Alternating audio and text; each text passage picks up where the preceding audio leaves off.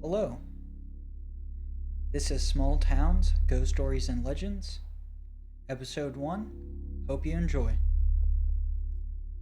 I would like to start today's episode off with the creation story for the Walker River Paiute tribe creation story. Long ago, before the arrival of the people, the world was entirely covered with water. Suddenly, a mountain called Kurenwa began to emerge from the water. There were flames blazing mysteriously from its peak. The mountain is safe and is known today as Mount Grant. Strong, cold winds blew out across the surrounding water and threatened to put out the fire on Kurangwa.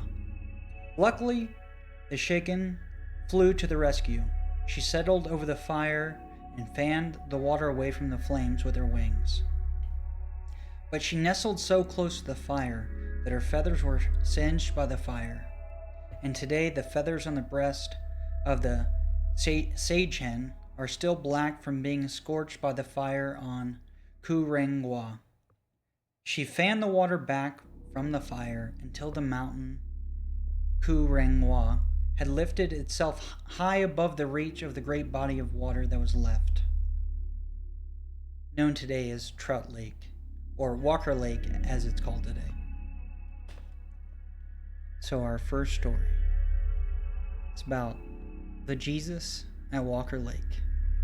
I'm going to call it an incident, and you'll find out why later. So back in the 1890s, this gentleman named Wavako, he starts claiming to be Jesus Christ. He claims that he came back because of all the horrible things that are happening to the Native American community at the time. Because during that time, there's manifest destiny and murder. Those go hand in hand. Stealing of land, murdering people who get in the way. Okay. So, this Wovaka guy starts telling these revelations to these different people. And he starts claiming if you do this ghost dance every 6 weeks, that the revelation is going to come. So this revelation is basically that there's going to be a giant flood that is going to cover the earth, and the only ones who are going to survive are the believers of his message and those who partake in the ghost dance. So his message basically consists of doing no harm to anyone.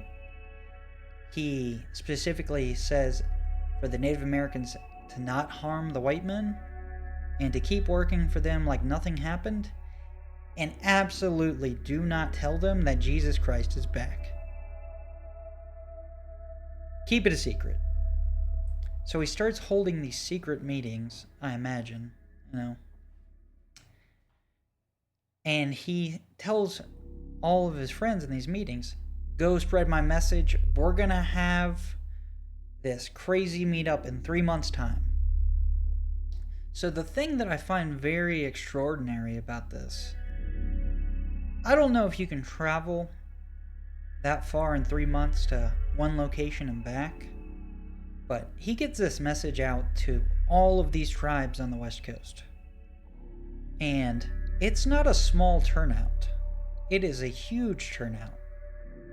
So they all show up to Walker Lake. And there is Jesus.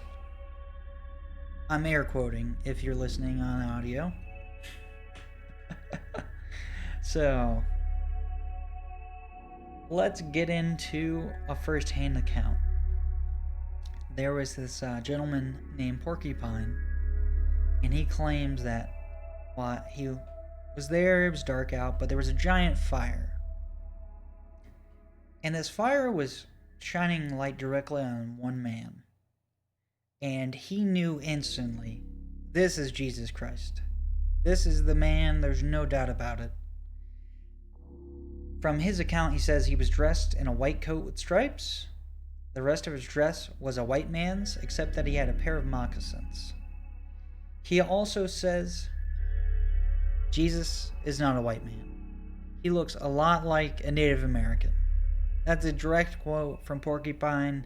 He was there, he saw it, and so he goes on to elaborate that Jesus is just sitting there for like quite a long time. And then he gets up and he starts talking about, if you follow this message, we're gonna all be saved. By all be saved, he means the Native Americans in this instant. Because the story is that the flood is gonna wipe out the entirety of the white population, and it's gonna save all the Native Americans and bring back all their game. And so he's like, this seems like a pretty good deal. I am sold on this. This is Jesus. This is the man. So Jesus gets up and he starts dancing and singing. He's the only one singing from this account. And everybody is just dancing along with him. They have a great time. And from what I can tell, that's the end of it. After he passes his revelation that there's going to be a flood and people need to keep doing this ghost dance every 6 weeks to survive. So my question is it Jesus or is it Wavico? Is Wavico pretending to be Jesus? Most likely. That's my prediction on this one. I could be horribly mistaken, but I have not seen any floods. So your guess is as good as mine. So, a fun little thing about this. They don't keep it a secret. Somehow it gets out to the US government. And the US government is freaking out. They are worried. Because they hear about this story and how all of the white people are gonna die. So they send the nation's finest at the time, Captain J.M. Lee. Not really the finest. I barely know anything about this guy. So he goes out there in the autumn of 1890 to investigate. This is around the same time frame that this message is being passed out, and this big bonfire that they had is happening where the ghost dance supposedly originated. And so he starts interviewing people, and he's getting some okay information. But the long and the short of it is that there's going to be a giant flood. The Native Americans have to get on top of a mountain, and they're going to be brought back to life, even if they're dead, and everyone's going to be 40 years old. You're not going to be older than that forever. And all of the bad people are either going to die, or they're going to turn into wood and be burned in fire. So that sounds pretty awful.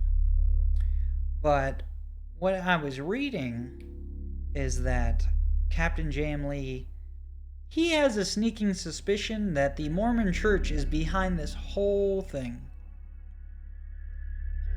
I don't think they 100% verified it from my research, but my money is on that based on the report I read. So take that information for what you will. And then he goes on and interviews all these people, such as Porcupine. He also interviews another man. The name wasn't listed for this other gentleman here. But basically, this man goes on to say that this has happened for like a long time. People have been coming and saying the medicine man is Jesus Christ and he's gonna save them all. And it from everything, it just seems like this is a repeat story. I don't know enough about how the inner workings of the tribe worked at Walker Lake, but it seems like whoever the medicine man is at the time, that they are claiming.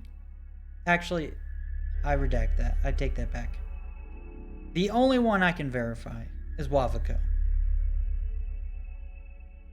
He is the only one that claimed to be Jesus. But this other guy says that all the other medicine men have been telling these stories for as long as he can remember. So, maybe, maybe not.